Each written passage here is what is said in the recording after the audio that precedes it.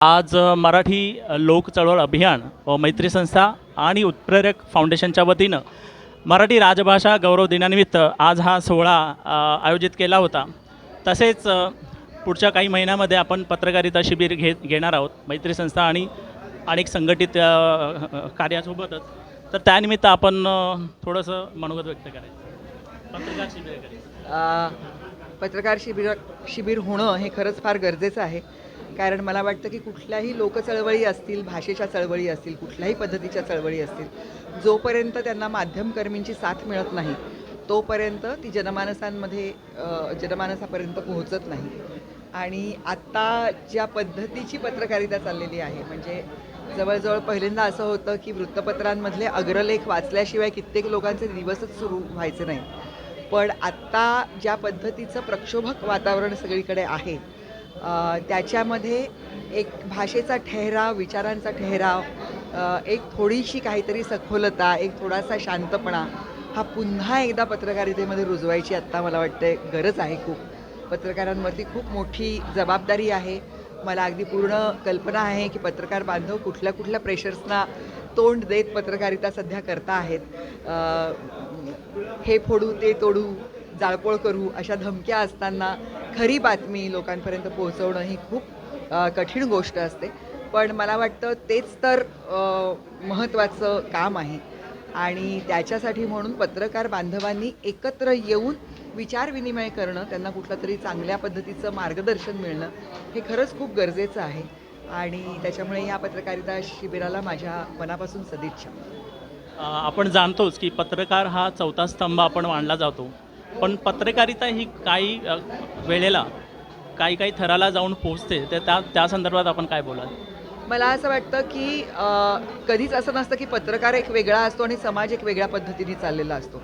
जर समाजाचं स्वास्थ्य चांगलं असेल, त्याचं समाजाचं आरोग्य जर चांगलं असेल, तर ते पत्रकाराचं आरोग्य चांगलं राहतं।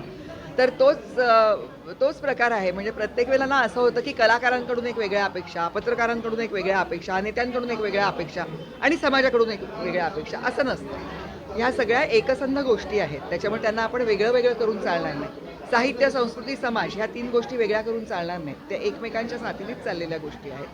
त्याच्यामुळे पत्रकारिता कुठल्या लेव्हलला जाते, हे समाज कुठल्या लेव्हलला जातो ह्यावरती ठरतं। आता तुम्हीच जर समाज म्हणून काही गोष्टी, अनिष्ट रूढी चा जर पायंडा पाडत असाल, तर त्याच्याविषयी जर पत्रकारांनी तशीच्या तशी जर बातमी केली, तर तुम्ही असं नाही म्हणू शकत की पत्रकार भ्रष्ट झाला। समाज भ्रष्ट होतो तेव्हा पत्रकार भ्रष्ट होतो। पण तरीसुद्धा मला असं वाटतं की भाषेमधली सभ्यता आणि फुकटचा अभिनिवेश या गोष्टी जर सोडता आल्या, तर त्या समाजानेही सोडाव्यात आणि त्या पत्रकारांनीही सोडाव्यात। खूप छान। मला वाटतं पत्रकार हा काही कारणास्तव हा वेगळ्या दिशेला जातो, पण अजूनही खऱ्या पत्रकारांची या देशाला गरज आहे।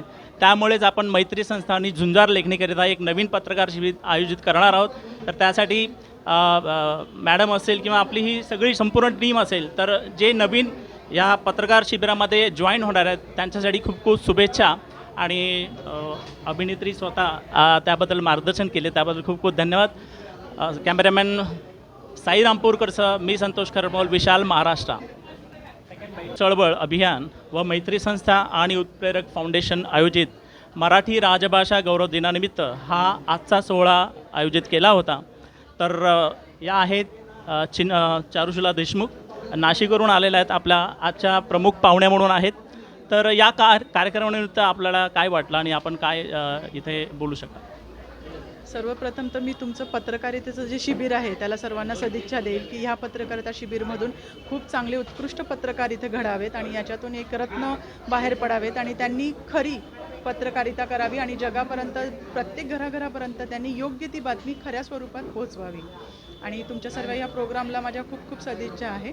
ह्या प्रोग्रामचं उद्दिष्ट जे आहे ते खरोखर खूप चांगलं आहे। एक पत्रकार घडवणं खूप मौल्याची गोष्ट असते, जी आपण सर्वसाधारण व्यक्ती आपण पत्रकारापर्यंत पोहोचू शकत नाही, पण प्रत्येक पत्रकार असे व्यक्ती असतो की तो प्रत्येक बातमीपर्यंत पोहोचण्याचा प्रयत्न करतो। त्याची तळमळ ओळखून जी तुम्ही हे शिबिर सुरू करताय त्यासाठी आम्हा सर्वांचा तुम्हाला खूप खूप प्रतिसाद असेल। धन्यवाद. तसा आजचा जो हा कार्यक्रम आपण संपूर्ण कार्यक्रम आज तुम्ही पाहिलात, तर मराठी भाषा टिकवण्यासाठी अजून आपल्याला काय काय करावं लागेल? काहीच नाही, मराठी भाषा जपण्यासाठी मराठी बोला, मराठी माणसाला जपा खरं तर, कारण मराठी माणसाला जपलं नाही तर मराठी ही टिकणार नाही. कुठेही गेले तर आपल्या मराठी भाषेचा अभिमान बाळगा. आणि सूरजदादांचा आज जो प्रोग्राम झाला त्या प्रोग्राममध्ये त्यांनी वेळोवेळी एक मराठी भाषेचं जय जय महाराष्ट्र हे गीत प्रत्येक वेळेस ते समारोपाला म्हणतात.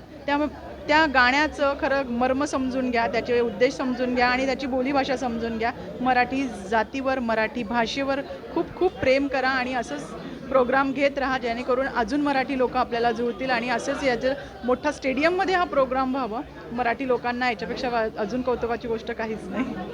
खूप खूप धन्यवाद. या होत्या चारुशिलाताई देशमुख. आणि पुढचे आमचे पुढे आहे ना 14वे वंशज संभाजीराव जाधवराव यांना या कार्यक्रमासंबंध आपण काय आपलं मनोगत व्यक्त कराल? मराठी चळवळ सूरज भुईर साहेबांनी वाढवण्याचा ध्यास घेतलेला आहे. चिन्मयताई यांचा त्यांना सपोर्ट आहे. मराठी ही राजभाषा मोठी झाली पाहिजे. जगात जवळजवळ 15 कोटी लोक मराठी भाषा बोलतात आणि आता मराठी लोकांचा कल इंग्रजीकडे चाललेला आहे. तो कल इंग्रजीकडे न करता आपल्या मातृभाषेतून शिक्षण दिलं पाहिजे असं मला वाटतं आणि त्याच दृष्टीनं आपला हा उपक्रम अत्यंत तेजस्वी आहे असं मला वाटतं. खूप खूप धन्यवाद. हे होते संभाजीराव जाधवराव. आणि पुढचा एक शेवटचा प्रश्न विचारतो की मराठी शाळांवर इंग्रजी शाळा ही हावी पडते का, असं काय वाटतं तुम्हाला? नक्कीच प्रत्येक मराठी माणसाला आपले मुलं इंग्रजी शाळेमध्ये गेली पाहिजे असं वाटतं आणि त्यामुळं बरेचसे लोक आपल्या मराठी लोक इंग्लिश शाळेमध्ये मुलांना पाठवण्याचा प्रयत्न करतात, तर ती हमी पडते असंच मला वाटतं. खूप खूप धन्यवाद. आणि हे होते संभाजीराव जाधवराव आणि कॅमेरामॅन साईराम पूरकरसह मी संतोष खरटमोल, विशाल महाराष्ट्र.